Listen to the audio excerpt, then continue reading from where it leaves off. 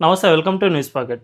ప్రస్తుతం ఆసియాలో 2 దేశాల మధ్య యుద్ధ వాతావరణం నెలకొంది. అది కూడా 3 దేవాలయాల కారణంగా ఆసియాలో 2 హిందూ దేశాల మధ్య యుద్ధం నెలకొంది అంటే, ఇది గతంలో ఎప్పుడు జరగని పరిస్థితి. ముఖ్యంగా మనం ఇప్పటివరకు యుద్ధాలు అనేవి ఎక్కువగా పశ్చిమాసియా దేశాల్లో చూస్తూ ఉండేవాళ్ళం. అరబ్ కంట్రీస్ ఎక్కువగా యుద్ధాల్లో పాల్గొనేవి. వాటి మతపరమైన ఆధారంగా ఈ యుద్ధాలు ఎక్కువగా చేస్తూ వచ్చాయి. ఇప్పటికీ అరబ్ కంట్రీస్ ఎల్లప్పుడూ ఏదో ఒక యుద్ధంలో పాల్గొంటూనే ఉన్నాయి. ప్రపంచంలో అక్కడక్కడ కొన్ని దేశాల మధ్య ఘర్షణ వాతావరణం వచ్చినా కూడా అవి చాలా త్వరగానే సమసిపోయాయి. ఇటు రష్యా, ఉక్రెయిన్ యుద్ధం మాత్రం చాలా ఎక్కువ రోజులు కంటిన్యూ అయిందే తప్ప చాలా దేశాల మధ్య యుద్ధం చాలా తొందరగానే సమసిపోయింది. కానీ అరబ్ దేశాల్లో వేరే పరిస్థితి ఉంటుంది. అక్కడ ఎల్లప్పుడూ యుద్ధాలు అనేవి జరుగుతూనే ఉంటాయి. కానీ మొట్టమొదటిసారిగా 2 హిందూ దేశాల మధ్య యుద్ధం జరగడం అనేది చాలా విచిత్రమైన పరిస్థితిని తెచ్చిపెడుతుంది. అయితే ఆ 2 హిందూ దేశాలు ఏమిటి, ఆ 2 దేశాల మధ్య యుద్ధానికి కారణమవుతున్న 3 ఆలయాల సంగతి ఏమిటి, గతంలో ప్రపంచ దేశాల అంటే ఐక్యరాజ్య సమితి, ఇంటర్నేషనల్ కోర్ట్ ఆఫ్ జస్టిస్ ఇటువంటివి ఏమేం చెప్పాయి అనేవి ఇప్పుడు తెలుసుకుందాం. అంతకంటే ముందు ఈ ఛానల్ను ఇప్పుడిప్పుడే స్టార్ట్ చేసాం. సో వెంటనే మా ఛానల్ను సబ్స్క్రైబ్ చేసుకోండి. అండ్ ఈ ఛానల్ను 10 మందికి షేర్ చేయండి. అప్పుడే ఈ ఛానల్కు చాలా రీచ్ వస్తుంది, మాకు మీ నుండి బూస్ట్ ఇచ్చినట్లు అవుతుంది. సో ఇటువంటి కంటెంట్ను ఇంకా ఎక్కువగా మీ ముందుకు తీసుకురావడానికి నేను ట్రై చేస్తూనే ఉంటాను. ఇక వీడియోలోకి వెళ్ళిపోతే, ప్రస్తుతం కంబోడియా అండ్ థాయిలాండ్ మధ్య యుద్ధ మేఘాలు కమ్ముకున్నాయి. థాయిలాండ్ కు చెందిన F-16 యుద్ధ విమానాలు కంబోడియా భూభాగంలో బాంబింగ్ చేశాయని కంబోడియా ఆరోపిస్తోంది. సో 2 దేశాల మధ్య చాలా యుద్ధ మేఘాలు అయితే కమ్ముకున్నాయి. అయితే ఈ 2 దేశాల మధ్య 3 దేవాలయాలు ఈ యుద్ధానికి కారణం అవుతున్నాయి. అవేమిటో ఇప్పుడు చూద్దాం. దాంట్లో ముఖ్యమైనది ప్రీ విహార్ అనే టెంపుల్, అదే విధంగా టుమోన్ థోమ్ అండ్ టుమ్యూన్ థోమ్, ఈ 3 దేవాలయాలే ఈ 2 దేశాల మధ్య యుద్ధానికి కారణమవుతున్నాయి. 3 దేవాలయాల్లో ముఖ్యంగా ప్రీ విహార్ అనేది చాలా ముఖ్యమైనది. దీన్ని 9వ శతాబ్దంలో ఎవరంటే కేమర్ పాలకులు నిర్మించారు. సో ఇది చాలా పురాతనమైన దేవాలయం. ఇది చాలా ఇంపార్టెంట్ 2 దేశాల మధ్య యుద్ధానికి కారణమవుతున్న దాంట్లో. మనందరికీ తెలుసు, ప్రస్తుతం ప్రపంచంలోనే అతిపెద్ద హిందూ దేవాలయం అనేది కంబోడియాలోనే ఉంది.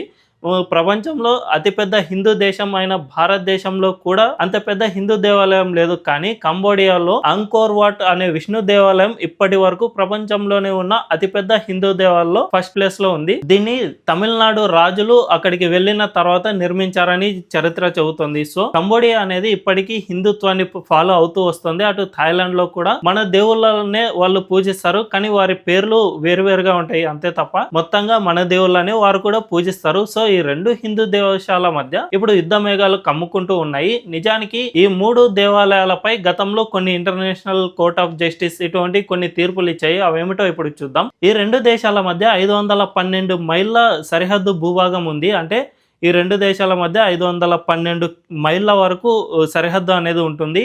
ఈ సరిహద్దు ప్రాంతంలోనే ఈ 3 దేవాలయాలు ఉన్నాయి. ముఖ్యంగా దీంట్లో ప్రీ విహార్ అనే టెంపుల్ పై గతంలోనే 1962లోనే అంతర్జాతీయ న్యాయస్థానం అంటే ఇంటర్నేషనల్ కోర్ట్ ఆఫ్ జస్టిస్ తీర్పునిచ్చింది. ఇది కంబోడియాకే చెందింది. దీనిపై థాయిలాండ్ కు ఎటువంటి హక్కులు లేవని అంతర్జాతీయ న్యాయస్థానం తీర్పునిచ్చింది. దీన్ని అప్పట్లో థాయిలాండ్ కూడా అంగీకరించింది. ఓకే, ఇది కంబోడియాకే చెందిన దేవాలయం అని థాయిలాండ్ కూడా అంగీకరించింది. కానీ ఎప్పుడంటే 2008లో దీన్ని యునెస్కో ప్రపంచ వారసత్వ సంపదగా గుర్తించింది. అప్పుడే చాలా వివాదం అనేది నెలకొంది.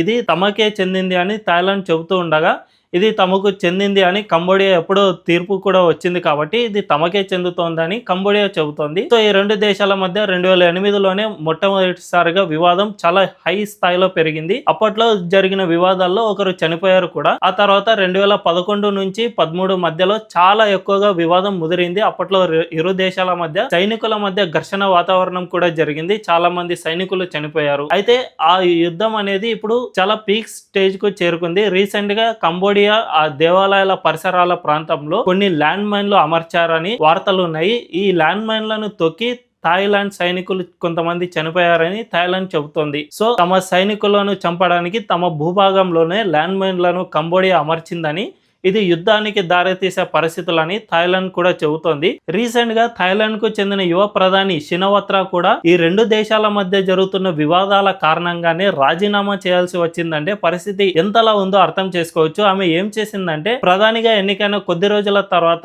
కంబోడియా మాజీ సైనికాధికారితో ఫోన్ లో మాట్లాడారు. హలో అంకుల్ అని మాట్లాడుతూ అతనితో చాలా వరకు మాట్లాడారు. అంతేకాకుండా తమ దేశ అంటే థాయిలాండ్ సైనిక అధ్యక్షుడి వల్ల నాకు చాలా ప్రాబ్లం గా ఉంది అని ఆ దేశ ప్రధాని ప్రధాని చెప్పారు. సో దీంతో తమ దేశంలో ఉంటూ తమ ఓట్లతో ఎన్నికై మీరు కంబోడియాతో ఎలా మాట్లాడుతారు? ఇరు దేశాల మధ్య యుద్ధం జరుగుతున్న సమయంలోనే ఇలా ఫోన్‌లో ఎలా మాట్లాడతారు?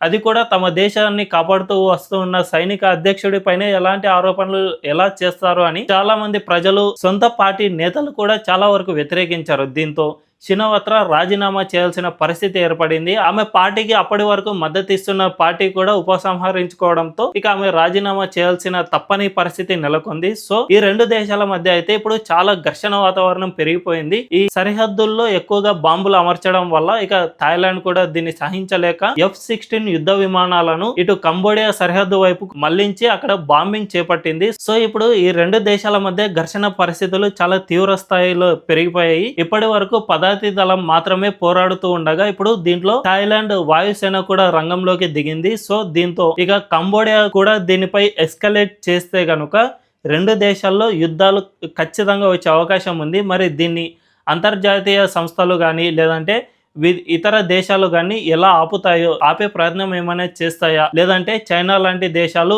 ఏదో ఒక దేశాన్ని ఎంకరేజ్ చేస్తూ ఈ యుద్ధాన్ని అంటే లాంగ్ రన్ లో కొనసాగేలా చేస్తాయా అనేది తెలియాలంటే వేచి చూడాల్సిందే. ఈ వీడియో మీకు నచ్చినట్లయితే ఖచ్చితంగా లైక్ చేయండి అండ్ ఈ ఛానల్ ను సబ్స్క్రైబ్ చేసుకోవడం అస్సలు మర్చిపోవద్దు. Thank you.